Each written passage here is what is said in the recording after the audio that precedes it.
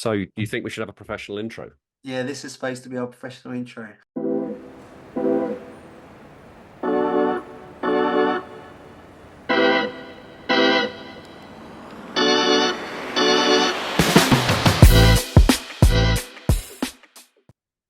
So yeah, we've got a choice, haven't we? I'm right. Let's go for it. Let's just go for it.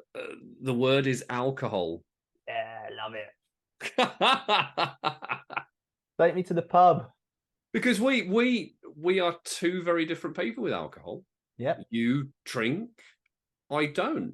And the great thing is neither of them's wrong. So maybe the I tell you what might be useful or might not. If I'll tell you, I'll say what I think might be useful, and you can either say yes, that's useful, or no, you're being a twat.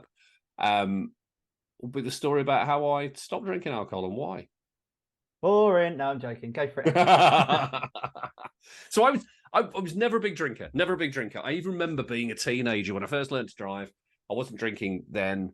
I used to go out to the pub, and I still remember my cheapest night on the town when I was driving was 9p, because that's all that lime and soda cost. It's when I had one of those, came home. Oh yeah, I wasn't that dull and boring. I mean, bearing in mind I had long hair and a big trench coat, and I looked like I would probably eat you for breakfast. But I drank for years. Considering one of the things I struggled with for years was anger. It never really, I say never really, it never really manifested itself when alcohol came out. There was a couple of occasions where I'd ended up in the realms of double vodka and oranges, and I can definitely link that to two nights where people in uniforms were involved, and I got to stay in special hotels, beginning with P and ending with Old Lease, which I'm not proud of. It's my early 20s. But my drinking was never really an issue aside from that. I'd know that 4 or 5 pints, if I get to that, I probably wouldn't want any more, and that would be okay. And I knew that I hung over pretty badly. But then 2017, I was out with my best man, and we'd had an afternoon on the Source. And it was a good afternoon. We started midday. We drank through till 8 o'clock. I was a happy drunk. In fact, it's really interesting. I was chatting to my daughter about this the other day. She's still got the video of that night of me being drunk. And she always went to show it to me, and I was like, I can't watch it. I cannot watch it. I might do at some point, but we'll see. And it was interesting that I had that good night. We'd had fish and chips. I'd woken up the next morning. I felt rough. Sorry, the Fathom recorder is just having a moment and coming in at that point. Let's get rid of you there. And I felt absolutely rough. And I was due to go out that day and have more drinks with another mate of mine. And I said to my wife at the time, I said, I feel really rough. I said, I'm going to have to do something about this. Maybe take some time away from alcohol. It was just too much for me. And she said, well, a friend of ours has given up for a month. I've given up for a year. How about we do that? And I went, yeah, all right, then give up for a year. Yeah, I never started again. And it's been really interesting noting my kind of response to it. I've got no problem with alcohol. I enjoyed alcohol when I drank it, but now there's different things at play. One is I love mornings, so anything which gets in the way of a morning for me is just not. It just doesn't make sense.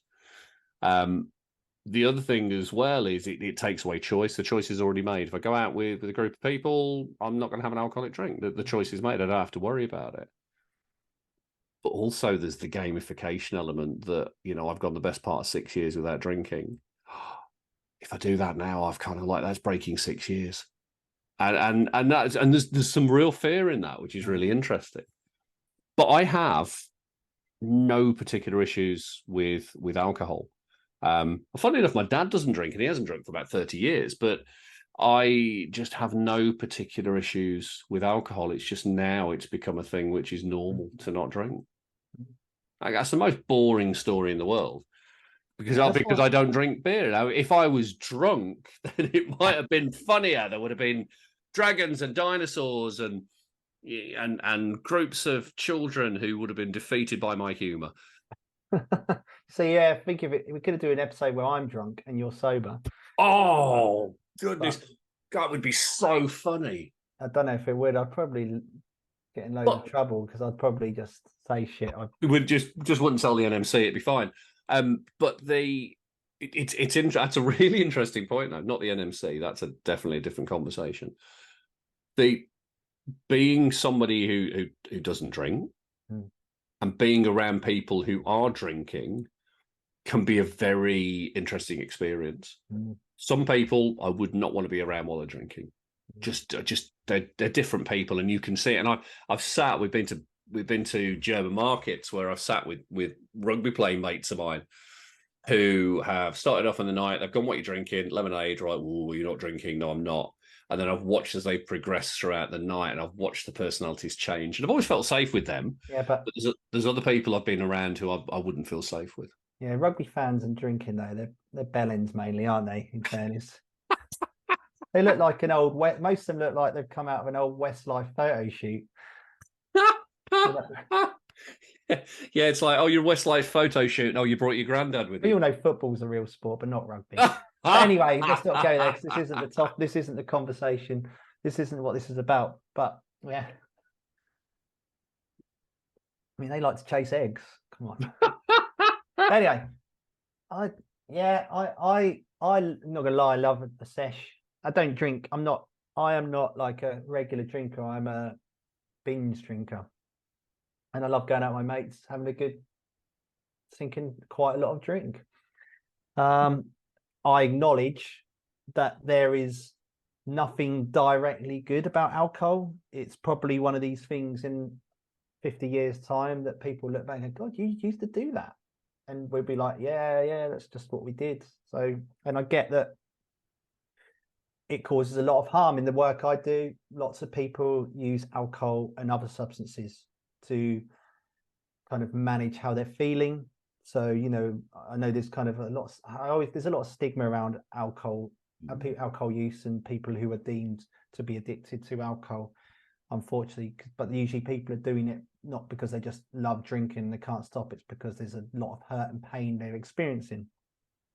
Isn't it from the perspective that alcohol does one of two things? It either enables you to feel or it stops you from feeling. Yeah. And I would say it's usually the latter. So people will use alcohol because it just distracts them from what they're going through, much like those substances are. It's usually, or sometimes it can be a confidence thing, but again, that's about a feeling of lacking confidence. I feel like I don't like who I am, so I go out, and I'm going to have a drink because it makes me feel better, and it gets into a vicious cycle. And alcohol is very dangerous. But I get really fucked off, not by you. And not by a couple other people I know, but people are like literally so far up their own asses, like you don't drink anymore. Like it annoys me and maybe that's because it triggers something in me. But I think there's a certain level of smugness to people who have quit alcohol. Now I get if you've had to quit alcohol because you've been massively addicted and it's caused problems in life, then yes. If you like yourself, if you're getting drunk and you'll end up in a prison cell, then yes, you need to not drink. But I generally think most people can drink to a level and be absolutely fine. Like, in the realms of those who drink, we know it's not good for you, but I think most people can drink. If you're not being an idiot, if you're not taking it out on other people and it's not completely ruining your life, then I think it's okay to have a drink. And actually, given one of my perspectives and given I work in mental health and I see a lot of men who are struggling, I would rather than judging men who drink, I would rather a man go to a pub with his mates, have a few pints, but if that gets him opening up about how he's feeling, and that makes him feel a little bit better, not because of the alcohol, but opening up as a byproduct drinking. I'd rather that than say, oh, do you should just stop drinking because fucking hell, you could be one of these fucking, like, I'm better than everyone else people that seems to be out there.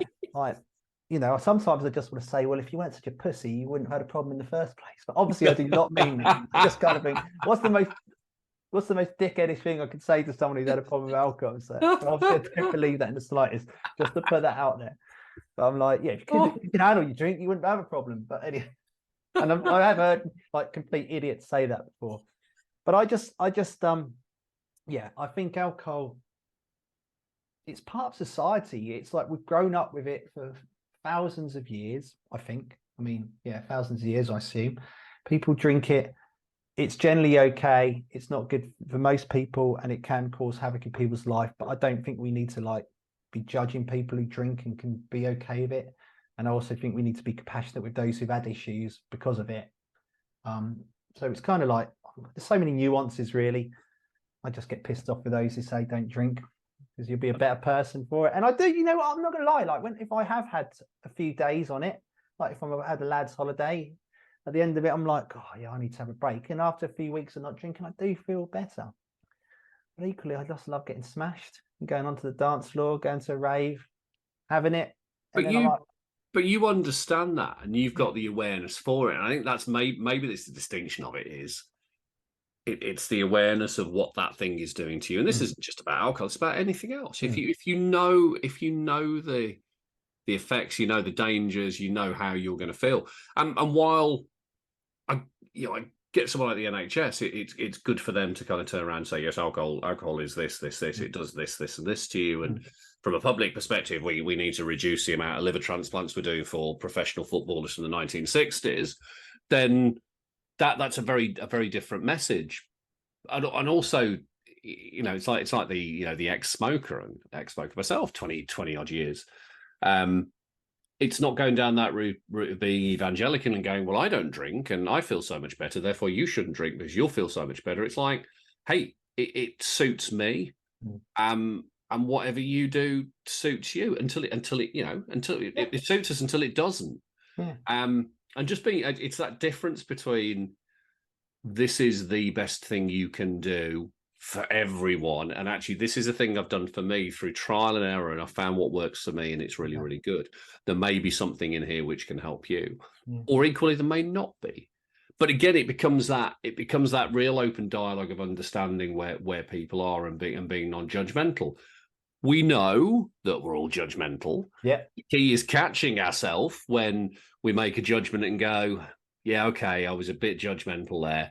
That was a reflex reaction. How can I pull that back and go, okay, accept that I judge someone and actually try and think of it in a different way? But alcohol is, and you're right, it's been around for thousands of years. And what's the purpose of alcohol? Essentially, it's to make water healthy to drink. The difference being that if you were in China back in the day in China, I remember that well, it was tea which people made with water. Whereas what was it in Europe? It was beer, wine, mead. It was those kind of things. It was just a different way of doing it. It's part of our history. And something you said before, which for me was beautiful, that you'd rather people would go out and have some beers, get a bit saucy, go to the pub, talk with their mates and tell them what's going on. Absolutely. And one of the big things for me, and something I only noticed probably in the last couple of years, was how much I missed that connection of going to a pub and having a pint and drinking a pint with other people having pints. And it's not about wanging your dick around. It's not about who's the alpha in the room or starting fights and all that stuff. It's about connection and community. And we've done it after our men's meditation events. There's a pub next door, and they have on tap a 0% alcohol, 0% lager. I go in there and have a pint, and it feels really good. Yeah. And it's people, what annoys me sometimes again about these people who don't drink is they say, oh, if you think, they act like people who drink, they need it to have fun. Like I can have fun. I know loads of people don't need to drink to have fun, but it is just fun. It's like drugs. Drugs are fun. You just take them. You don't necessarily need them, but if you're going to have them, it's probably going to make the night a better night. And alcohol generally is just fun. Like this is it. And I think there's nothing wrong with having fun. And I kind of try and, I always say this to people. Like I have to always ask about alcohol and drugs, but I'm always very like human with them, and I'm not judgmental. And obviously, when it comes to drugs, of course, like I'd always say, well, it is illegal. But equally, I never go naughty. It's kind of like, well, we know people are doing it because they're fun, and alcohol is one of those things. People have loads of fun when they're drinking, and no, they don't all need to have it to have fun. But it's just that social connection. You're around people, and no, you don't need alcohol to socialize. But sometimes, actually, because of the culture we're in, and yes, mate, the culture is probably wrong. Sometimes that meeting after work on a Friday night with your mates is the only socializing some people get. And if that gives some people purpose and a reason to live, and they have fun and they're not ruining anyone else's life, then who are we to tell them they're wrong? And this is what I think we need to accept when it comes to alcohol. Like, it's fine. There's other shit we do. People eat fucking McDonald's, shove that stuff down the body. Most of the food we eat is so processed. We watch TV. We watch unhelpful social media that claims to be helpful, but basically makes us feel like our lives aren't good enough. So we beat ourselves up about it. There's all this other stuff that's causing so much harm to us as well, but we don't tear that apart. So I'm literally like, well, you know what? I can let people live their lives. And it's really interesting, because if you take alcohol and you take the institution of the pub, and what that means in terms of community and coming together, it's changed because of people not smoking in pubs, which personally I think is a great thing, but that's changed the balance of it.